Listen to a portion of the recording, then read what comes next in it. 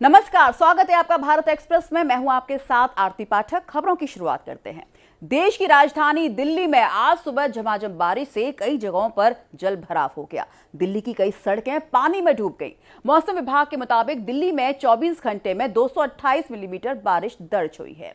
दिल्ली में पूरे मानसून में 800 मिलीमीटर बारिश होती है, जबकि मानसून की 25% बारिश 24 घंटे में हुई है, जिसके चलते पानी का फ्लो ज्यादा होने से दिल्ली के ड्रेन भी ओवरफ्लो हुए हैं। दिल्ली के कई इलाकों में जल जमाव हो गया। देश की राजधानी में 1936 के बाद 24 घंटे में इतनी ज्यादा पहली बार बारिश हुई है। तो दिल्ली एनसीआर में शुक्रवार सुबह की शुरुआत मानसूनी बारिश के साथ हुई है। जोरदार बारिश ने सड़कों से लेकर घरों तक को पानी से लबालब भर दिया। इसके चलते कई लोग जल भराव के चक्कर में कई जगह फंस गए। कई जगहों पर आलम यह है कि कारें पानी में डूब गईं, जिससे लोग काफी परेशान हैं।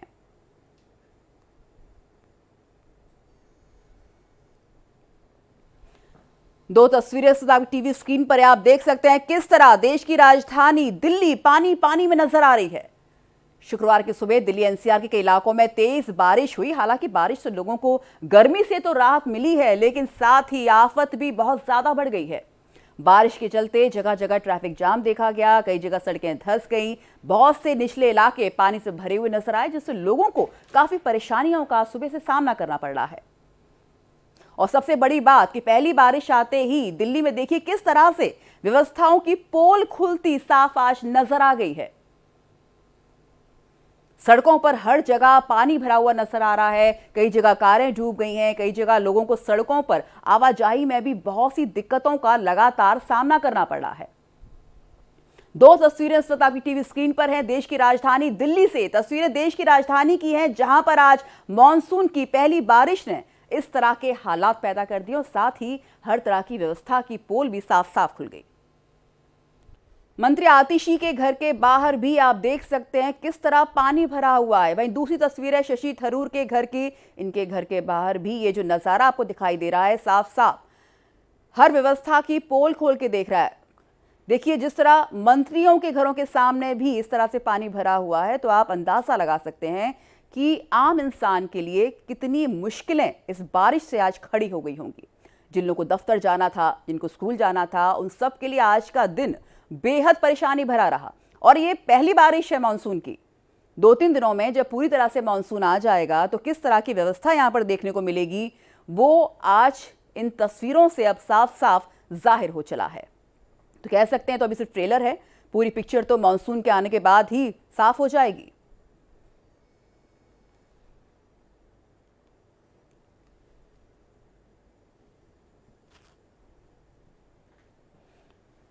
तो दो तस्वीरें आपके सामने आप देख सकते हैं कि मंत्री आतिशी के घर के बाहर भी किस तरह से पानी भरा हुआ है। साथ ही दूसरी तस्वीर है शशि थरूर के घर के बाहर की, जहां पर बुरी तरह से पानी फंसा हुआ है। दिल्ली में पहली बारिश के बाद आज ये हाल नजर आ रहा है।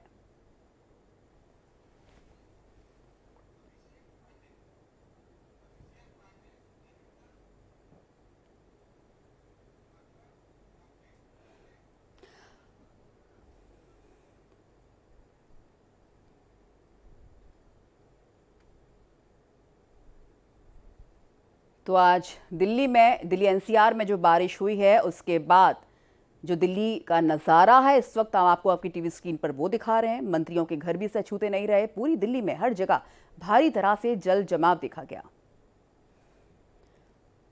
इस पर आइए और बातचीत करते हैं। हमारे साथ अभिषेक पांडे जुड़ रहे हैं, एडिटर हैं अर्बन अपडेट के। सर बहुत स्वागत है आपका।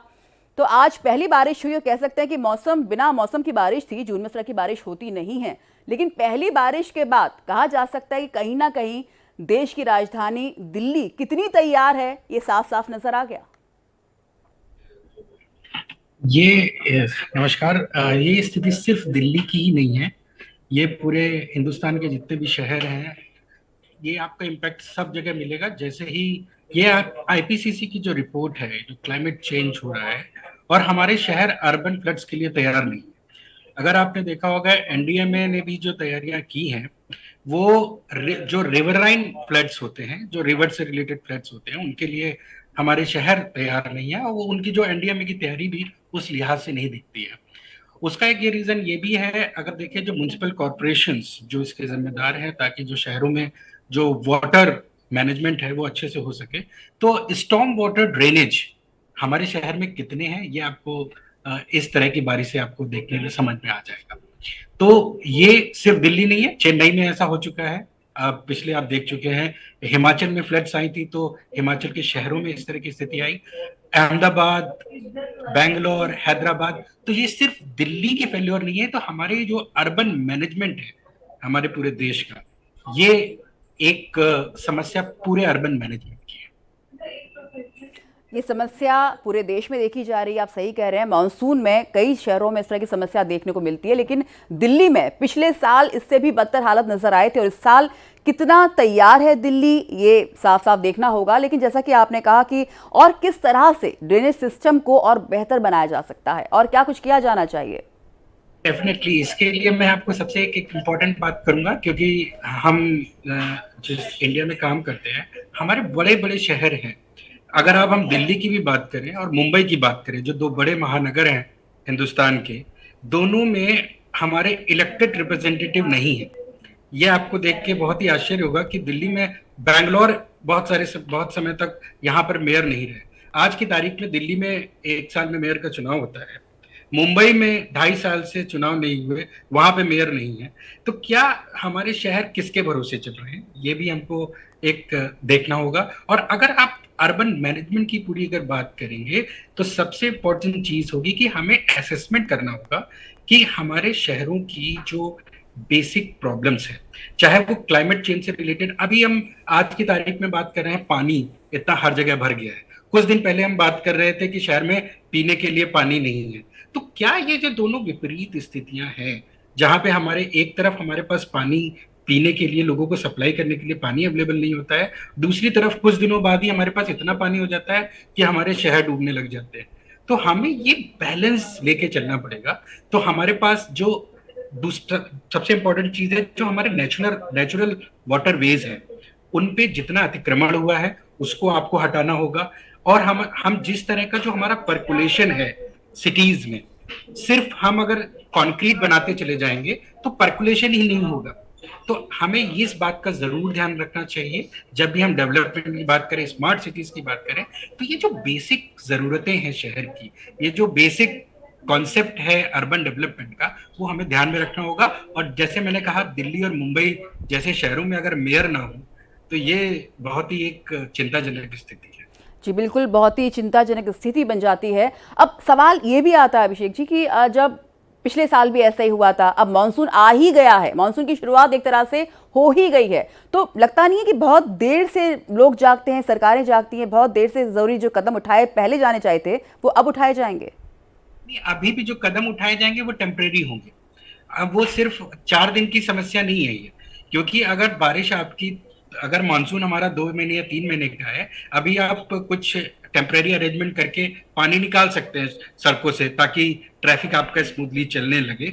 लेकिन जो फंडामेंटल इश्यूज हैं, आपको उसको एड्रेस करना होगा। आपको एड्रेस करना होगा कि अगर हमारे शहरों में फ्लैश फ्लड्स आ रहे हैं, अगर हमारे शहरों में, तो हमारा स्टॉर्म वाटर ड्रेनेज का मैनेजमेंट कैसा है, क्या वो ब्लॉक है हमारे पास, जो वो उसमें सफाई रेगुलर तरीके से हो रही है या नहीं हो रही है, अगर वो काम नहीं कर रहे हैं तो उसके क्या रीजंस है। तो सबसे पहले ये आप सिर्फ ये 10 दिन या 15 दिन की समस्या को लेके आप नहीं देखें, अगर आप इसको, आपको लॉन्ग टर्म देखना होगा। आपको ये देखना होगा कि हमारा स्टॉर्म वाटर मैनेजमेंट कितना स्ट्रांग है, उसका असेसमेंट करना होगा। आपको पूरी एक रिपोर्ट तैयार करनी होगी कि हमारे क्या क्या फॉल्ट लाइन्स है, कहाँ कहाँ पे प्रॉब्लम्स हैं, हमारे नेचुरल वाटरवेज में अतिक्रमण हुआ है तो उसको हटाया जाए, और जो नए हमारे जो नेचुरल वाटरवेज के जो रास्ते हैं उनको ब्लॉक ना करने दिया जाए।